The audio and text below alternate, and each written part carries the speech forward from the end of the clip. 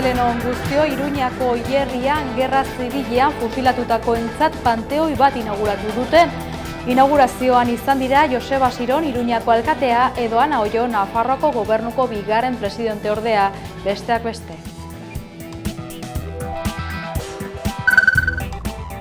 Bilbon 3 urteko kartzela zigorra eskatzen dute mantero bat defendatu zuen emakumearentzat.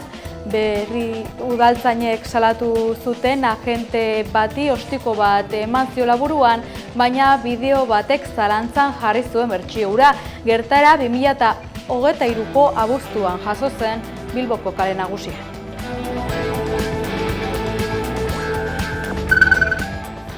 Euskararen eskakizunen aurkako beste sententzia bat dugu albiste. Komisiones Obreras sindikatuak ezagutarazi du Euskal Autonomia Erkidegoko Justizia Auzitegi Nagusiak berretsi egin duela diskriminatzailea dela Gipuzkoako aterpetxeetan lan egiteko euskara maila jakin bat eskatzea. Sententzia martxokoa da, baina gaur egin dute publiko.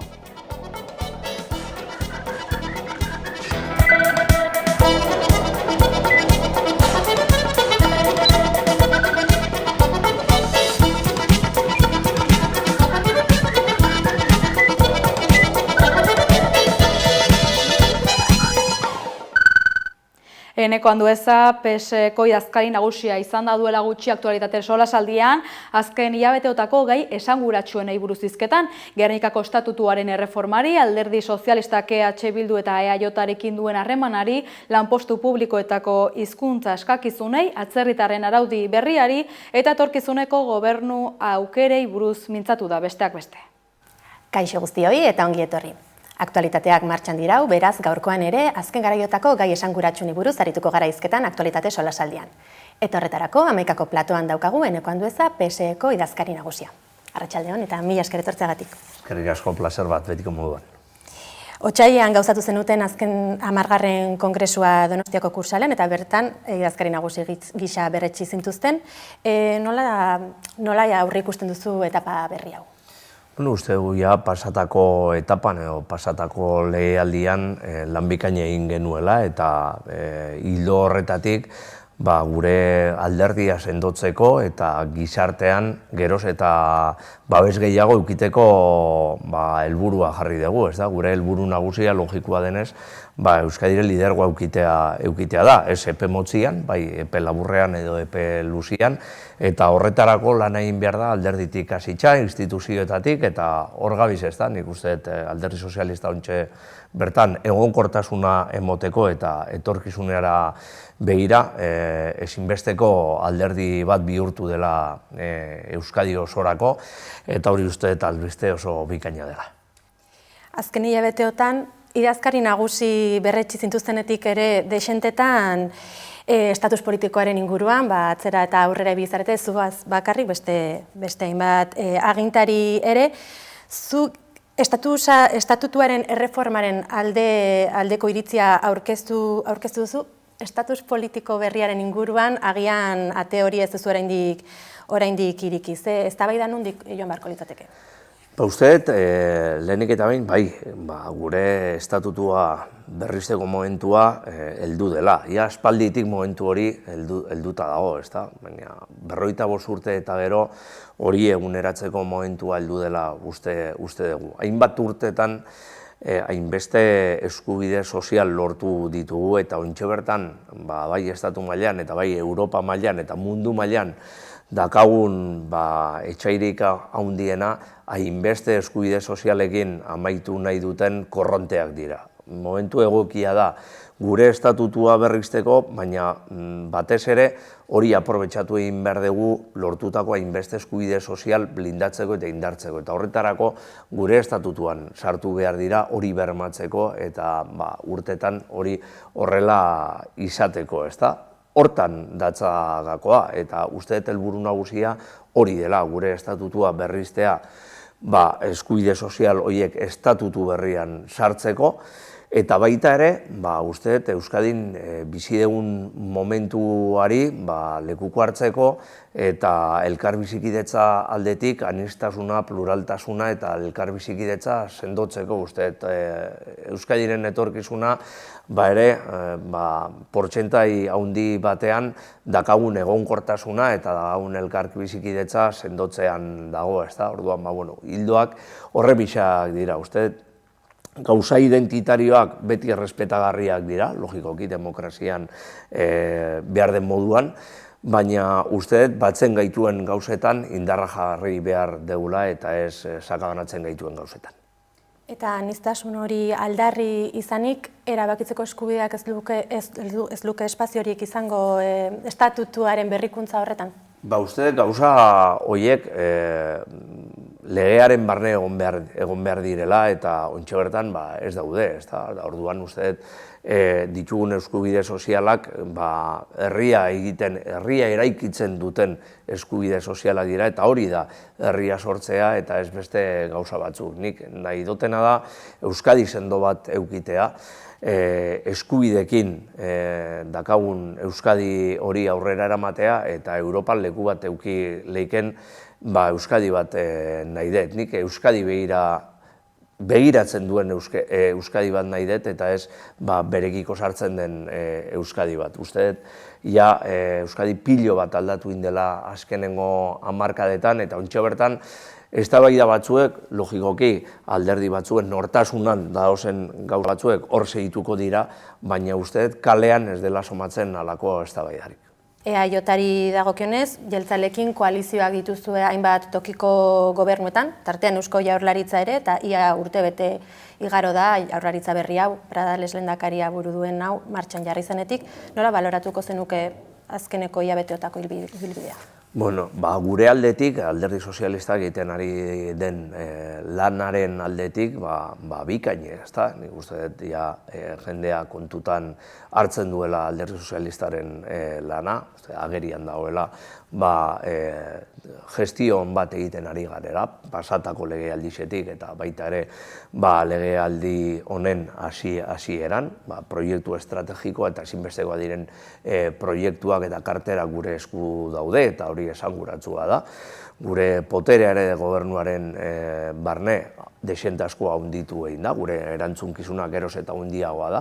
Eta, posez ikusten dugu, edo nik posez ikusten dut egiten ari garen lana. Logikoki, margena dago gauzako betzeko, gauzako betu egiteko, legealdiaren hasieran gaude, espero duguna da, sinatuta dakagun itunaren arabera gure konpromisoak betetzea. Hori da gure erantzunkizuna eta hortxe daude gure sailburuak lanari egiten.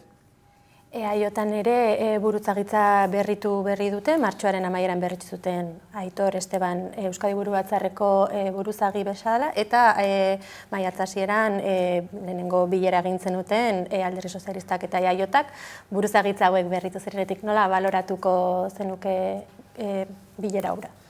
Bilera oso ondo joan zen, doinu oso honian, esatia gau beste alderditxekin egin genuela erronda bat, gure kongresua egin bezain pronto oso normalean egiten dugun erronda horren barne, azkenengoa EAJ-arekin egin zen, bai, baskide moduan eta baita ere, bereziki beraiek ere berritu zutelako bere alderdiko erantzunkizunak.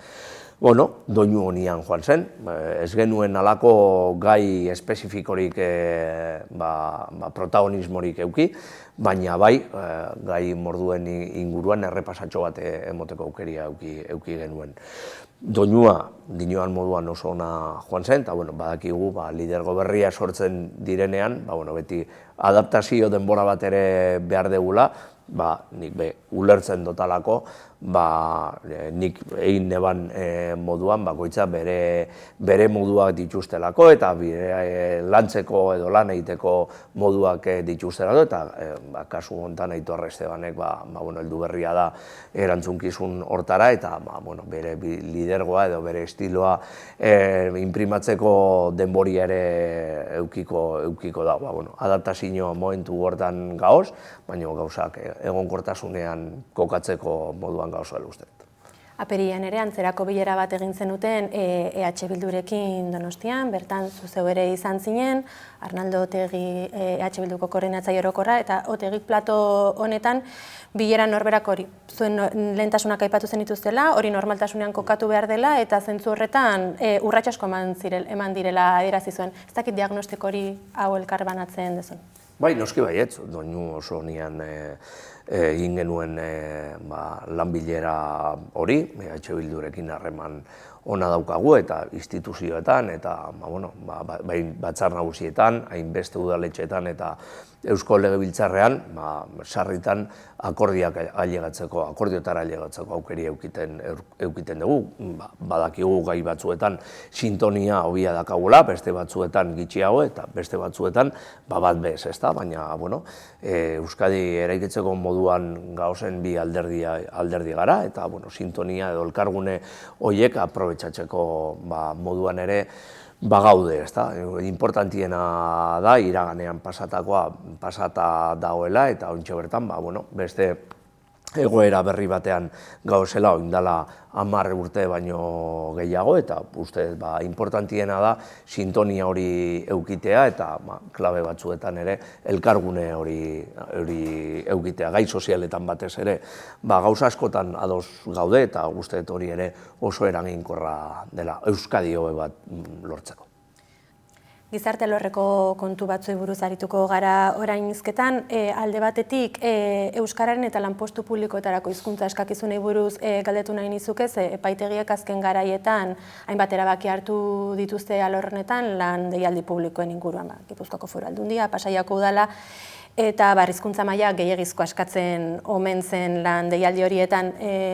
Zer iritzi duzu honen inguruan, nola baloratuko zenuke? Beti epaitegisetik etortzen diren erabakiak beti errespetu osoz hartu egin ditut eta oingo hortan hori ez da aldatuko, nik beti errespetatzen dut. Usteet, pasatago lehialdizan sinatu genuen eskakizun linguistikoen inguruko dekretua, zentzuzko dekretua dela. Gu beti perfil mistoen partidarioak izan gara, usteet dekretu bat dela, dakagun egoerari aurre egiteko eta eskatu beharreko perfilak eskatzeko. Administrazio batzuetan epaitegi aldetik erabekitzen bada hori edo lege hori edo dekretu hori ez da aplikatu behar den moduan, baina ulertzen dut epaitegiak alde horretatik ere bera erabakiak hartzia, baina zenbakiak ikusitza eta rekurtsoak ikusitza ez dira hainbeste errekurritu eta ez dira hainbeste bertan bera laga, uste hildo horretatik gauzak ondo egin direla eta dinoan moduan dekretu hori ondo orientatuta dagoela gauzak behar dainen moduan eta eskakizunak lan baldintzekin egokituta egoteko. Aipatzen duzun dekretu hori ere aipatu zuen Arartekoak hemen izandako elkarrizketan, hau da bermatu beharra dagoela euskara edo gaztelera hautatutako hizkuntzan artatua izatea. Horrelako erabakiek ez dute hori kontra esaten, ez litzateke gehiago bermatu beharko dekretu hori indarrean jartzea? Nik uste oso orekatuta dagoela. Egisa esan da, logikoki, eskubide linguistikoak errespetatu egin behar dira. Horretarako dakau lege bat eta lege hori ere bete egin behar da, baina uste oreka hortan ekilibrio ere badagoela eta uste alde horretatik aurrera pausu importantiak emon ditugula. Dekretu berri hori, uste dekretu oso ona eta oso orekatuta dagoela alde horretatik. Ez dakat inungo zalantzarik euskara sustatzeko eta euskara mantentzeko beste politikak ere egin behar direla. Azkenengo egun hauetan Euskaraldiaren inguruan ere hausnarketa hori badaola, uste hurrengo belaunaldiei begira, desente asko dakagula egiteko batez be euskararen ez ezagutza baina bai erabileraren inguruan. Uste dut erronkarik nagusiena ez da euskara gehiago jakitea, uste dut hori eskola aldetik eta gure hezkuntza aldetik ondo bermatuta dagoela, administrazio aldetik eta dekretuen aldetik bermatuta dagoela, baina uste dut erronkarik nagusiena kontzientzia gehiago edukitea euskararen erabileraren inguruan. Astearte honetan jarriko da indarrean aurretik Espainiako gobernuak onartutako atzerritarren araudi berria, nola baloratuko zenuke lege edo araudi berri hau? Positiboki, poliki gai hau bideratzen goiaz, ez da gauza erraza. Gainera, guk oso kontziente gara hemen Euskadin eta Espainiako estatuan ere beharrezkoan diren hainbeste perfilak eukiteko aukeria badakagula hor, eta honen inguruan uste geroz eta erraztu egin behar degula atzerritarren legalizazioa, uste oso positiboa dela eta araudi honen bitartez gauzak ondo egiteko aukeria badakagula, guk beti gai hau edo fenomeno hau gauza positibo baten moduan ikusten degulako, aukera bat daukagu, gainera Euskadin kontziente izan behar garelako, dakagun akaso erronkarik handiena demografia delako. Izugarri sartuta dakagu Euskadi eta kanpotik datozen guztia beti ongi etorriak izan behar direla. 60ko hamarkadan fenomeno hau ere gertatu zen moduan, eta historian edukidegun beste momentuetan Euskalduna beste leku batzuetara joan garen moduan.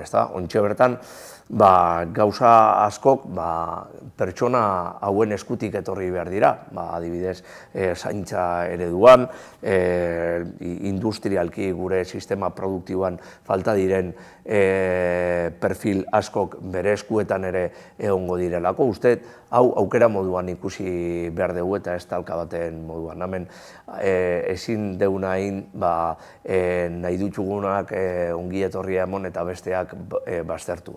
Pertsonetaz berba egiten ari gara eta Euskadiren etorkizuna pertsona hauen eskuetan ere badago.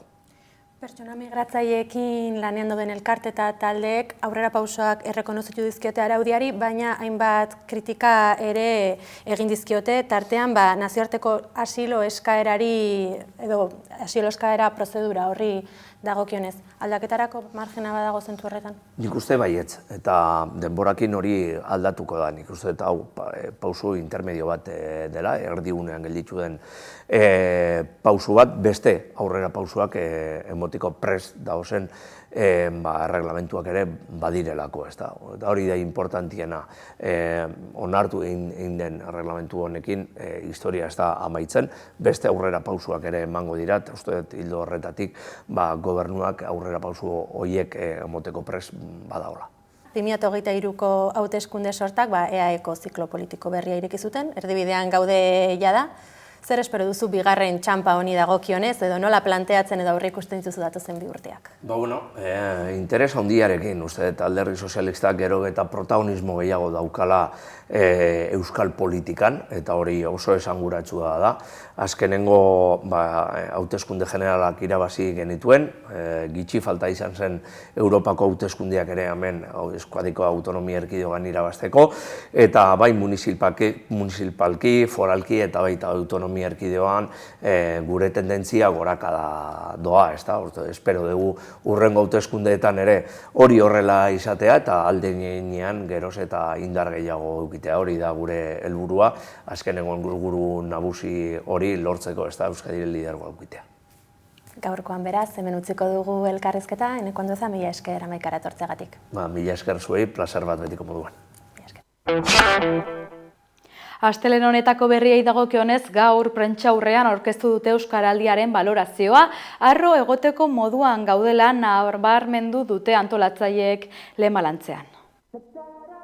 Ia 155.000 lagun, 7.500 entitate publiko eta pribatu eta 450 herri. Horiexek dira Euskaraldiaren 2. edizioan jasotako datuak. Maiatzaren 25ean amaitu da Euskaraldia, Euskal Herri osoan 11 egunez gure hizkuntza ohiturak aldatzeko ariketa erraldoia. Hurrengo egunean 4. edizioaren lehen balorazioa egin dute Bilbon Euskaraldiko koordinazio maila osatzen duten erakundeetako ordezkariek. Ezagutarazi dutenez, inoizko herri gehienek antolatu dute 4. edizio honetako Euskaraldia, berri pozgarria dela adierazi dute. 250 herri izan dira Euskaraldian murgildu direnak. Baina bai esan behar da baita, hau ez dela kasualitatea, ez da berez sortzen mugimendu hau. Esfortzu handia eginda mugimendu hau sortzeko. Herriz herri egiten den lanketa delako. Balorazio positiboaren barnean ere kokatu dute parte hartu duten entitate kopurua. Entitateak kopurua inoiz baino handiagoa 7.500 entitatek hartu dute parte. Norbanako kopurua ere ikaragarritzat jo dute. Ia 135.000 lagunek hartu dute parte belarri prest edo hau bizi rola hartuz. Hala ere jasogabeko izen emateak badirela azaldu dute paperezko horrietan izena eman zuten lagunenak esaterako. Besterik da hala ere parte hartu dutenen datua, izan ere jakin badakigu jende askok izenik eman gabe hartu duela parte ariketan. Aurreko urteetan izena eman zutelako eta berriro ematea beharrezkoa iruditu ezaielako, aurreko edizioko txapa etxean gordeta zutelako, horren adibide da txapa banaketa. Izan ere herri askotan izen emateak baino txapa gehiago banatu dira. Aurrera begira jarriko dira, orain fase berri batean murgildu da Euskaraldia eta ariketaren balorazio sakonago bat egiteko asmoa dute. Herri batzorde eragile eta entitateekin bilduko dira hurrengo Euskaraldia are hobeagoa izan dadin. Era berean balorazioa egiteko zati garrantzitsutzat jo dute Euskaraldian parte hartu duten belarri prest eta hobizien bizipena jasotzea. Horretarako parte hartu duten norbanakoei ariketaren atari digitalean sartu eta ariketan bizitakoak partekatzea eskatu diete.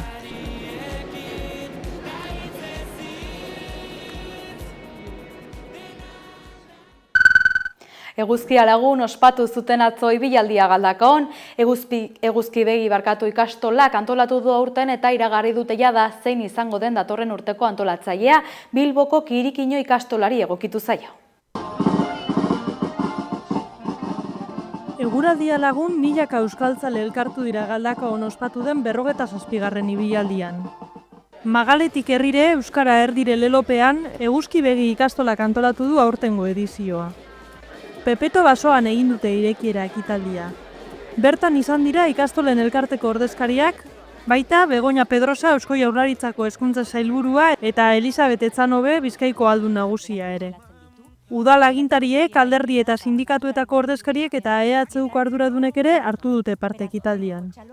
Eguzki begi ikastola egia bilakatu zuten ameslari haien ahalegina nabarmendu dute ekitaldian. Eta auzolanean eta gertutasunean oinarritzen jarraitzen duen eredua azpimarratu dute. Inigo Hernando Galdakaoko alkateak esan du Galdakao ez litzatekela orain den herria eguzki begi ikastola barik. Eta iraganari begira euskal kultura eta nortasuna mantendu eta euskara loratu zutenei eskerrak eman dizkie. Galdakao esan izango Galdakao eguzki begi barik.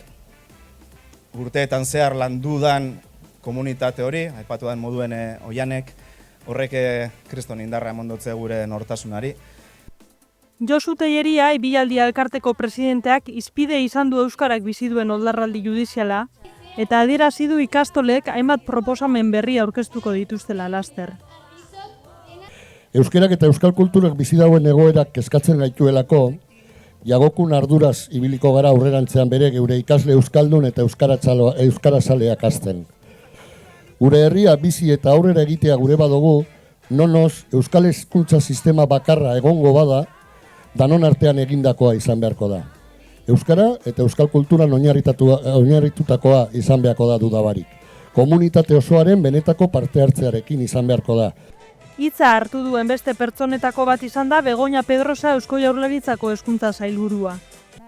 Ikastolen eta hezkuntza sistema osoaren erronkak aldatu direla adierazi du Pedrosak, eta nabarmendu du euskarak inklusiorako eta kohesiorako elementu gisa duen garrantzia. Ikasleen errealitatera begira gogoratu du gero eta gehiago direla hizkuntza bat baino gehiago duten ikasleak. Garai eta behar berriei erantzuna emateko, erantzun eta egiteko modu berriak behar doguz. Etorri berrien eskolatzearen eta euskalduntzearen erronka daukagu aurrez aurre. Euskal komunitatea gero eta anitzagoa dugun honetan arrazoi bateratzaileak behar ditugulako. Elisabet Etxanobe, Bizkaiko Aldun Nagusiak, ibilaldia asmoa adierazpen bat dela azpimarratu du. Euskara maite duen gizartearen adierazpen bizia. Euskara bultzatzen jarraitzeko konpromisoa ere adierazi du.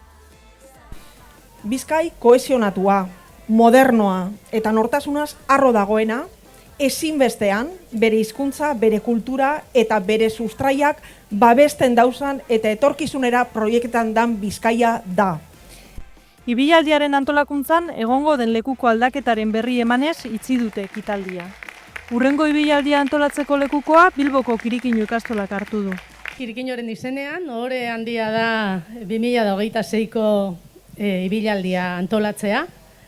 Maiatzaren 31an, danok Bilbora. Eskerrik asko, gora ibilaldia.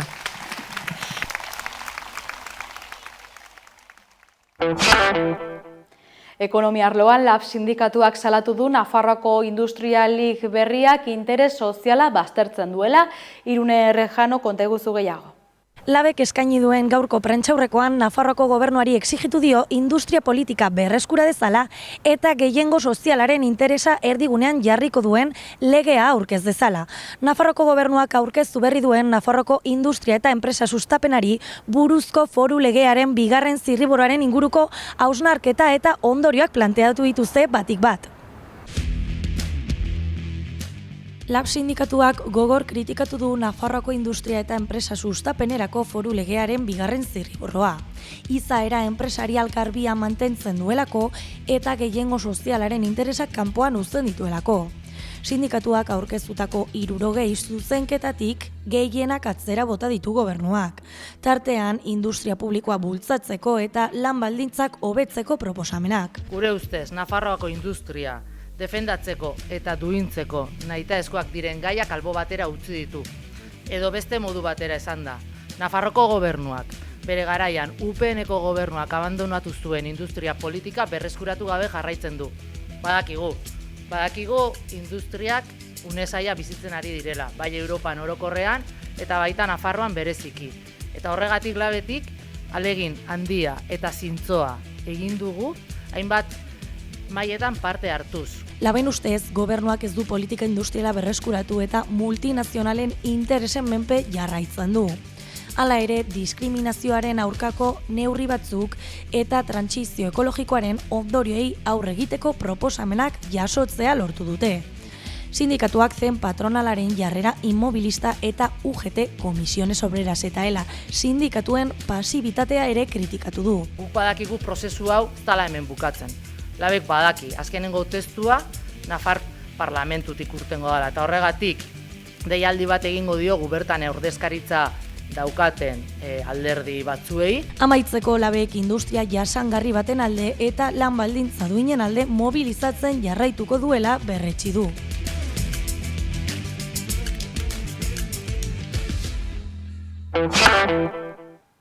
Iritsi gara amaierara, Apoteke eta Borlaren bizirik kantarekin agurtuko gara gaurkoan. Ongi izan eta bihar arte.